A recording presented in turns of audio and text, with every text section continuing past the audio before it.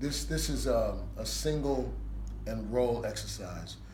And the purpose of the exercise is for you to get the balance and dexterity in both hands. So if you're playing, you want to have your rolls not sound like this because you don't have the balance. Then the reason why that happens is because that one hand is stronger than the other. So this exercise, which is very simple, will help you to get both hands balanced. Now, I used to practice this on a pad in front of a mirror. And I'm playing match grip and I'm trying to make sure that both of my hands are right. I'm looking at both of my hands and I'm looking in the mirror and I'm looking at my hands. And then the exercise is like this. This is the tempo. It's singles, then doubles.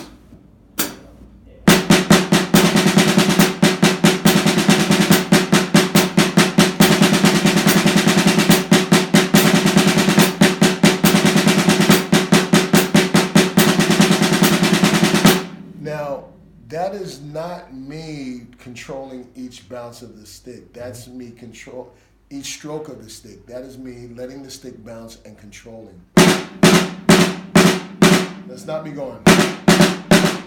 Because once you go get it up to speed, you won't be able to go fast because you're trying to control. Yeah. So it's keeping all of your fingers on the sticks and allowing the amount of pressure to control the bounce. So it's a gauge, it's a pressure gauge. Your fingers are a pressure gauge. So, starting the exercise again.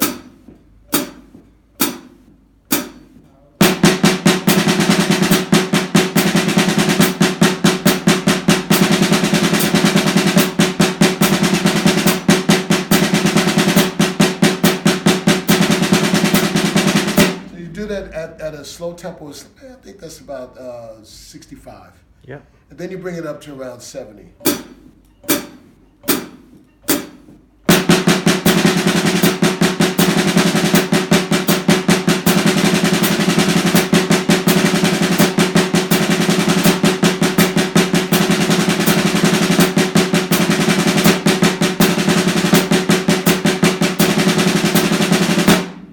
Then you bring it up again, 75.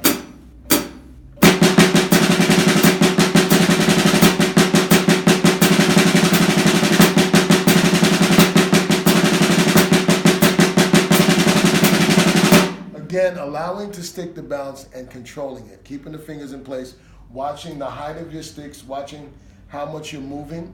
Now, if you notice as I get faster, the fulcrum is going to change from my wrist almost up to my elbow. So it's going to go from here to almost here. Yeah. Now the reason why that is because it allows the stick to bounce and have more power in what you're doing because you're now holding the stick and using your arm. So as you see, as I go faster, you'll see the technique start to change a little bit. So.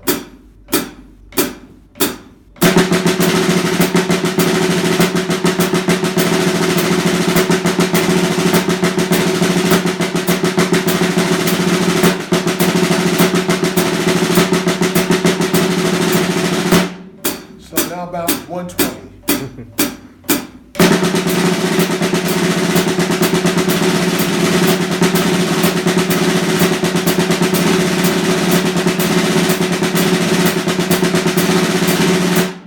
Still looking at the height of my sticks and keeping it exactly the same. I'm not coming up any higher. I'm not coming down any lower. The stick is coming up just about 6 to 8 inches above the snare drum, and I'm keeping that control. Now, these exercises I used to do for about 3-4 minutes each. Yeah.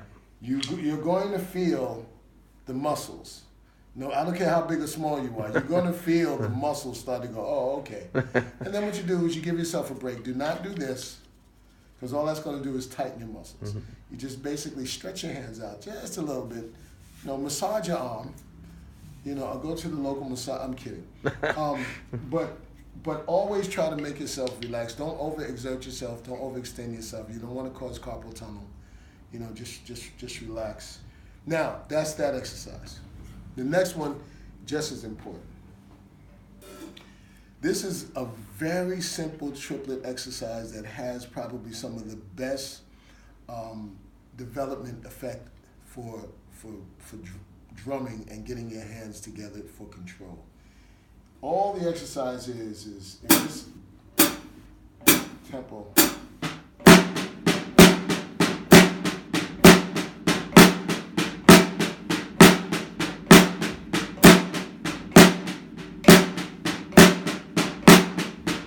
Now there's 3 elements to that exercise. It's the attack, it's the next note, which is just the hit, and then it's the release, which is up.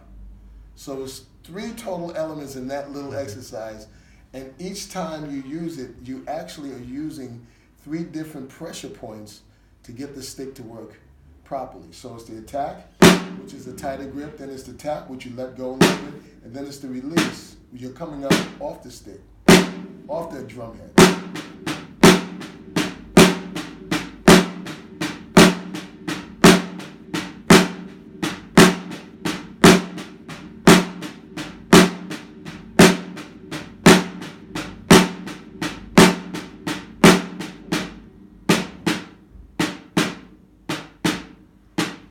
Upward motion on the last before the attack. Now, what is the purpose of this exercise?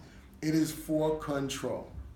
It is being able to have the same amount of control if you're playing at a high volume of maybe about double forte, or if you're playing at pianissimo. It keeps the control and keeps you able to play funky because you have control of the stick.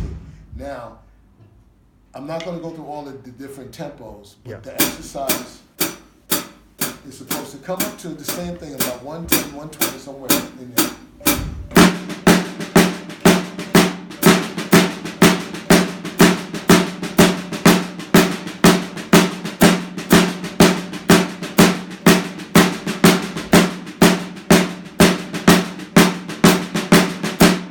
Okay. You will feel your muscles developing when you do that. That is kind of like an endurance exercise, but you will then gain control because you will keep your fingers in the same place. It will help you to keep your fingers in the same place. So when you go back to this, you will be naturally feeling your fingers on the stick. That's what this is about. So when you watch this video and you slow that video down and you see when I do this, you'll see all 3 elements of my hand tightening and letting go in that little triplet exercise. So important are those exercises that really, really, really help to get you to play rudiments better and to play your patterns better. And then when you go and you check out some Steve Gadd licks and you say, how does he do that? It's because Steve knows his rudiments, and he actually came from a rudimental beginning, and that's how he applied all of that stuff to the drums and made it so funky. Brilliant. Yeah.